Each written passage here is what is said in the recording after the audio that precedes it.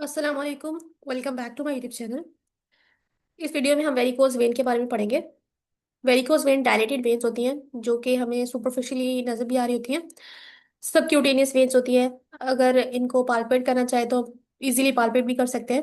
और इनका diameter 3 millimetre से ज़्यादा होता है। और मैयट करते हैं इसको अपराइट पोजीशन में विद डिमॉन्स्ट्रेबल रिफ्लक्स यानी रिवर्स फ्लो होता है ब्लड का। आप इसके कॉजेज को देखकर देखेंगे तो प्राइमरी वेरिकोज वेन यानी वेन्स के अंदर प्रॉब्लम है। और सेकेंडरी में ऑब्स्ट्रक्शन होगी। और कुछ रिस्क फैक्टर्स भी हैं। तो 90%, 95% जो होता है varicose vein, it occurs due to increase in venous pressure in the superficial veins of leg due to the damage to the venous walls. अब वेन्स के अंदर अल्लाह ताला ने नॉर्मली वॉल्स रखे होते हैं जो कि back flow of the blood को प्रिवेंट करते हैं। तो अब हमारे पास क्या होगा, ये इन वॉल्व्स के अंदर डैमेज हो जाएगा। जब वॉल्व्स के अंदर डैमेज होगा तो बैक फ्लो होगा ब्लड का, तो वीनस प्रेशर जो है इंक्रीज हो जाएगा superficial veins of the leg में। तो सुपरफिशियल वेन्स होती हैं ग्रेट सेफनस वेन और the other small saphenous when. तो उसको इसके अंदर जो है ना, वीनस प्रेशर जब इंक्रीज होगा डैमेज वॉल्व की वजह से, तो हमें डायलेशन होगी नजर आएगी वेन्स की। और ये डायलेशन पहले होगी और उसके बाद ये टॉर्शियस हो जाएंगी, यानी इस तरह बात हो जाएगा इनका। दिस इंक्रीज में बी एट सेफनोफेमोरल जंक्शन और सेफनोपोप्लिटियल जंक्शन। तो ये हमारे पास जो सेफनस वेन और फिमोरल वेन जंक्शन बना रही होती हैं यहाँ पे नजर आएगा, हमें डायलिटेशन नजर आएगी। इसके अलावा यहाँ पे नजर आएगी सेफनोपोप्लिटियल जंक्शन पे। So superficial veins are the great saphenous vein and the small saphenous vein and the deep veins are femoral vein and popliteal when.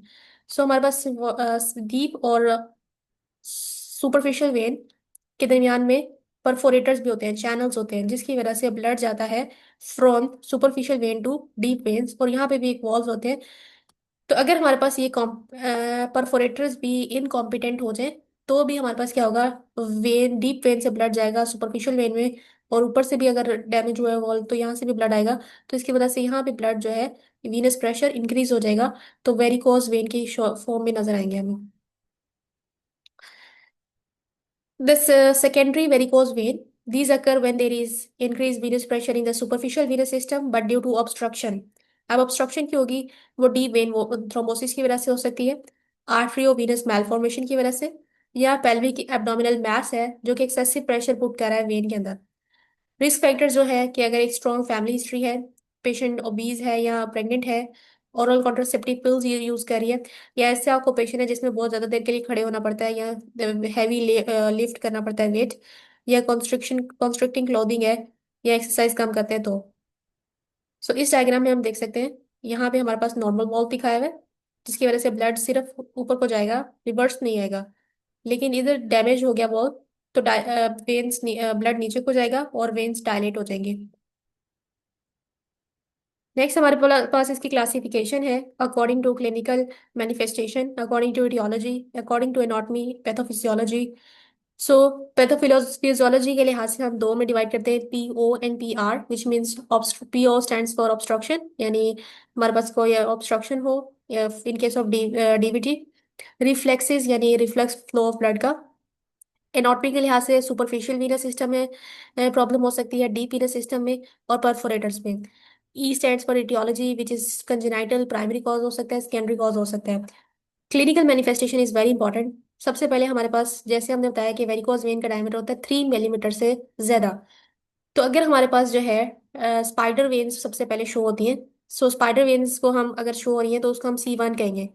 और अगर स्पाइडर वेन से थोड़ी सी ज्यादा है डायलिटेशन वेन्स की, जो कि 3 mm से कम है, तो उसको हम रेटिकुलर वेन्स कहेंगे। C2 तब कहेंगे जब हमारे पास प्रॉपर डायलिटेशन 3 mm से ज्यादा होगी, जिसको हम वेरिकोज वेन कहेंगे। और अगर रिकरेंट वेरिकोज वेन है तो हम C2R कहेंगे। एडीमा अगर लेग में उस शो हो रहा है तो उसमें हम C3 क्लासिफिकेशन देंगे। अगर हमारे पास पिगमेंटेशन है, पिगमेंटेशन क्यों होती है, क्योंकि हमारे पास जब वीनस ब्लड ब्लड जो है बहुत देर ज़्यादा देर के लिए खड़ा रहता है तो हीमोग्लोबिन हीमोसिडरिन में टूट जाता है, तो उसकी वजह से पिगमेंटेशन होती है। और इसके अलावा अगर हमारे पास लिपोडर्मेटोस्क्लेरोसिस है, यानी अगर फाइब्रोसिस हो गई है लेग की और वो एक चैंपियन बॉटल की तरह, इन्वर्टेड चैंपियन बॉटल की तरह हार्ड हो गई है, तो उसको हम कहेंगे लिपोडर्मेटोस्क्लेरोसिस। कोरोना फ्लेबेक टेटिका जो है हमारे पास, ये एंकल पे डायलिटेशन होती है इसमें, या फुट पे डायलिटेशन होती है वेन्स की। इसके अलावा हील अल्सर्स नजर आते हैं। हील्ड अल्सर ऐसे अल्सर होते हैं जिनमें हीलिंग का प्रोसेस स्टार्ट हो जाता है, और एक्टिव वीनस अल्सर में जिसमें भी वो एक्टिव होते हैं, ठीक है। तो अगर एक्टिव वीनस अल्सर्स नजर आएंगे तो वो C6 हो गई, और अगर हील्ड नजर आएंगे अल्सर्स जिनमें फाइब्रोसिस का प्रोसेस स्टार्ट हुआ होगा तो उसको C5 कहेंगे। सो ये हमारे पास दिखाएंगे telangiectasis, lipodermatosclerosis, the stage of development of varicose ulcers, venous stasis की वजह से वेरिकोज अल्सर डेवलप होंगे।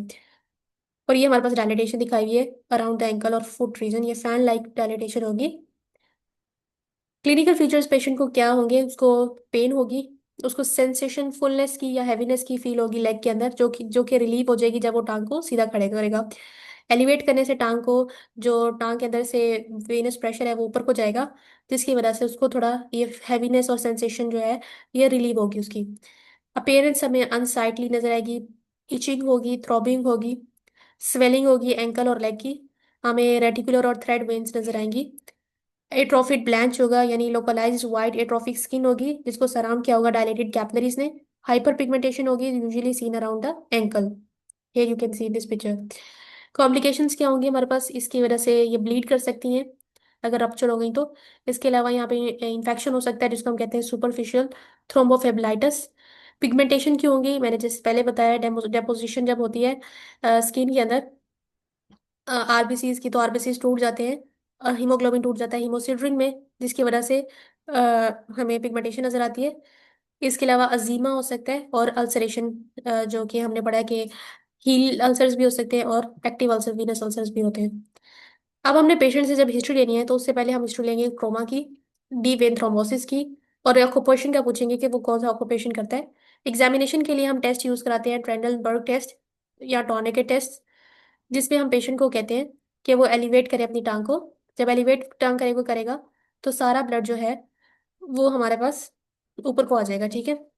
और जब फिर उसके बाद हम यहाँ पे एक टॉर्निकेट बांध देंगे। अब टॉर्निकेट बांधने के बाद पेशेंट को हम कहेंगे सीधा खड़ा हो। तो इस टाइम पे अब हमारे पास उसकी सुपरफिशियल वेन्स एम्प्टी होनी चाहिए।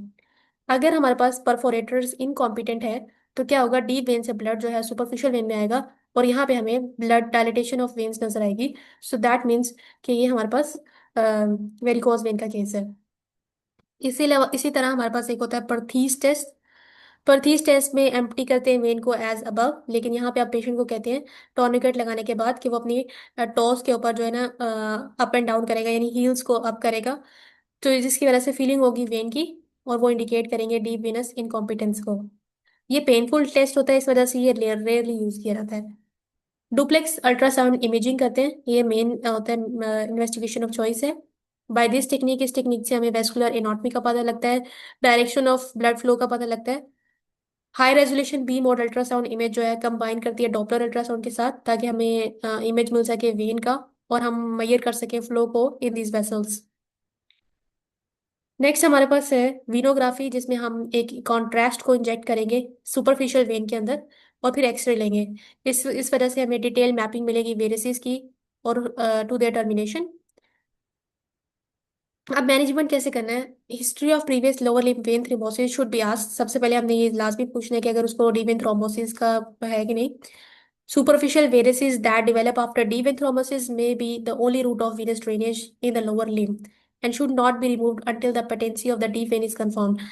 तो अगर हमने आगे ट्रीटमेंट में आगे देखा है कि हम सुपरफिशियल वेन्स को रिमूव कर देते हैं एज अ सर्जरी में जब हम करते हैं, तो लेकिन अगर हमारे पास पेशेंट को ऑलरेडी डीप वेन थ्रोम्बोसिस है, यानी उसके डीप वेन में थ्रोम्बस ऑलरेडी डेवलप हुआ है, उसकी डीप वेन पेटेंट नहीं है ब्लड फ्लो के ड्रेनेज के लिए, तो फिर अगर हम सुपरफिशियल वेन को भी रिमूव कर देंगे तो इस वजह से लोअर लिम्ब तो बिल्कुल एम्प्यूटेट करनी पड़ जाएगी। तो पहले हम लोग जो है हिस्ट्री में डीवीटी का कंफर्म कर लेंगे और उसके बाद सुपरफिशियल अगर हमें वेन्स रिमूव करनी होगी तो उसको रिमूव करेंगे। अगर पेशेंट एसिम्टोमेटिक है तो उसको हम जस्ट रीअश्योर करेंगे और लाइफस्टाइल चेंज करने का बोलेंगे, एक्सरसाइज वगैरह का बोलेंगे, और उनको हम लोग कंप्रेशन स्टॉकिंग्स का कहेंगे। This is what compression stockings are. But इसका कोई एविडेंस नहीं है कि ये हेल्पफुल कर है या नहीं, बट ये रिड्यूस करती है सिम्टम्स को। जो हमारे पास एंडोविनस टेक्निक्स हैं उनमें हमारे पास है अल्ट्रासाउंडेड गाइडेड फॉर्म स्क्लेरोथेरेपी। इसमें हम एक इंजेक्शन के जरिए जो है एक फॉर्म इंजेक्ट करते हैं सोडियम टेट्रा डेकाइल सल्फेट, पॉलीडेकोनॉल या क्रोमेटिक ग्लिसरीन। इसको जैसे इंजेक्ट करते हैं तो वो जो वेन होती है वो कोलैप्स कर जाती है। इसके अलावा एंडोवीनस लेजर एब्लेशन है, जिसमें हम लेजर के जरिए जो है, तो इस डायग्राम में लेजर फाइबर इंसर्ट किया हुआ है वेन में। लेजर बीम जो है टर्न ऑन हो जाएगी इन वेन। जब ये टर्न ऑन होगी उसको स्लोली हमने वापस निकाले, और जैसे ही हम वापस निकालेंगे तो यहाँ पे जो वेन है, यहाँ पे देखें, यहाँ पे कोलैप्स हो जाएगी, क्लोज हो जाएगी वेन। इसके अलावा रेडियो फ्रीक्वेंसी एब्लेशन में हमने फ्रीक्वेंसी रेडियो वेव्स का इस्तेमाल करना है वेन को बंद करने के लिए, क्लोज करने के लिए। Surgery of varicose vein consist of ligation of source of Venus reflux, यानी हमने सर्जरी करनी है, सुच लाइगेशन कर देनी है सेफनोफिमोरल जंक्शन की या सेफनोपोप्लिडियल जंक्शन की, और यहाँ हमने रिमूव कर देना है सुपरफिशियल वेन्स को। Before surgery one must know the status of deep vein, as sometimes deep vein thrombosis destroys the main axial limb vein and patient relies on superficial veins for the blood return. So अगर आप superficial veins को भी remove कर देंगे तो आप symptoms को version कर देंगे। अब इंडिकेशंस क्या है वेरिकोज वेन की सर्जरी की?